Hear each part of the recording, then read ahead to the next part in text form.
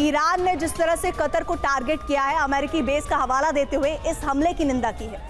अमेरिकी बेस पर ईरान के हमले की फ्रांस ने निंदा की है और ये निंदा अब आप देखिए जैसे जैसे दिन और घंटे बीतते जाएंगे हर तरफ से होगी। लेकिन ये बात भी सही है कि अमेरिका ने जिस तरह से ईरान पर अटैक किया, उस अटैक को लेकर भी ईरान को लेकर कई देश सामने आए। ऐसे में फ्रांस के राष्ट्रपति इमैनुअल मैक्रों ने ईरान ने जिस तरह से कतर पर अटैक किया है, जैसे अमेरिकी बेस को अटैक करने की कोशिश की गई है, उस हमले की निंदा की है। और अब आप ये देखिए कि चौतरफा ईरान को इस तरह की आलोचना झेलने के लिए तैयार रहना होगा। जिन देशों के बारे में ये कहा जा रहा था कि वो तटस्थ हैं, वो न्यूट्रल हैं, न्यूट्रल जैसा शब्द अब ऐसा लग रहा है कि इस युद्ध में अब न के बराबर देखने को मिलेगा, क्योंकि ईरान की इस हरकत को मिडिल ईस्ट के देश बहुत सीरियसली ले रहे हैं।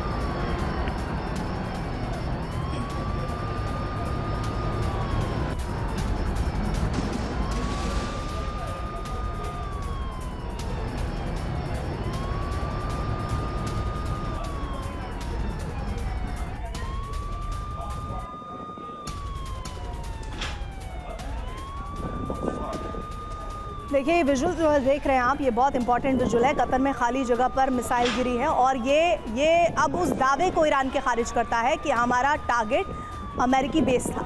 देखिए जब मिसाइलें अटैक होती हैं तो ऐसा तो है नहीं कि हर मिसाइल जाके टारगेट पर ही लगती है, कई मिसफायर भी होती है, कई अपने टारगेट को चूकती भी हैं। और ऐसे में ईरान का मिसाइल हमला नाकाम हुआ है। इस मिसाइल हमले के नाकाम होने की तस्वीरें हैं। ये जो आग के अंगारे आपको नजर आ रहे हैं, ये अंगारे कतर में खाली जगह पर मिसाइल गिरी है उसके हैं। और इस बात को कैसे ईरान जस्टिफाई करेगा ग्लोबली, ये देखना होगा। अभी जैसा हम बता रहे थे कि फ्रांस के राष्ट्रपति इमैनुअल मैक्रों ने इस हमले की निंदा की है कि आप इस तरह से कैसे हमला कर सकते हैं। लेकिन अब देखिए 9 जानकारियां हैं कि 9 मिसाइलें अटैक की गई हैं ईरान की तरफ से और इन सभी को इंटरसेप्ट किया गया। लेकिन ये जो मिस फायर वाली है, ये देखिए और इसकी आवाज़ सुनिए।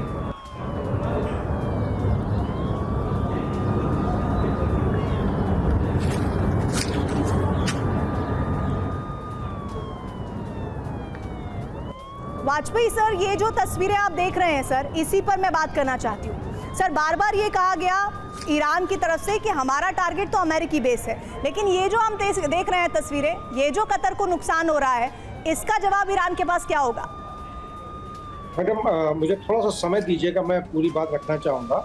ये जब मिसाइल्स अटैक ईरान ने कतर में उल-बुरीद बेस पे किया है, तो जब मिसाइल अटैक होता है तो पूरे सिटी में सायरन बजता है, जो आप पहले मॉल में और स्टेडियम में भगदड़ के सीन दिखला रही थी, तो वो सायरन सुन के भगदड़ हुई है। एक बात। दूसरी बात, जैसा अमेरिका का कहना है कि उसने बेस को खाली कर लिया है, बेस कितना भी खाली कर लिया जाए उसमें कुछ लोग जरूर रहते हैं, जैसा यूके ने कंफर्म किया है, to maintain the left over asset. अब मेरा व्यक्तिगत मानना है कि अगले 1-2 दिन में या तो ये युद्ध एक बहुत विकराल रूप ले लेगा या 1-2 दिन में सभी पक्ष शांति की बात करने लगेंगे।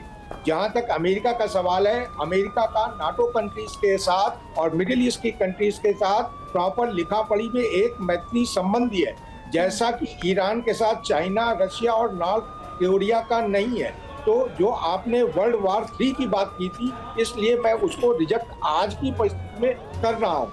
लेकिन ये बात तय है कि ईरान ने अटैक अमेरिका के कतर के बेस पे किया है, तो इनडायरेक्टली ये अब अमेरिका पे अटैक हुआ है। और अगर अमेरिका के ऊपर अटैक हुआ है तो नाटो कंट्रीज एम्पावर्ड है as per the rule book to support America and America's enemy which is Iran. हाँ, एक सर ये आप बहुत बड़ी बात कह रहे हैं और इस बात को बार बार अमेरिका समझना भी चाह रहा था, वही चाह ही रहा था कि ईरान एक ऐसी गलती करे। एक और बड़ी खबर अमेरिका को लेकर, सर मैं आपको रोक रही हूँ, एक बड़ी खबर आ रही है, अमेरिका जंग में उतरने को तैयार है। ट्रंप कुछ देर में इस पर बड़ा फैसला ले सकते हैं। इस वक्त ट्रंप सिचुएशन रूम में मौजूद हैं। देखिए जब ट्रंप सिचुएशन रूम में गए हैं तब तक वहां से बड़े ऐलान हुए हैं, बड़े एक्शन हुए हैं और एक बार फिर से ट्रंप के सिचुएशन रूम में जाने की जानकारी मिल रही है। अमेरिका जंग में उतरने को तैयार है। ट्रंप कुछ देर में बड़ा फैसला ले सकते हैं।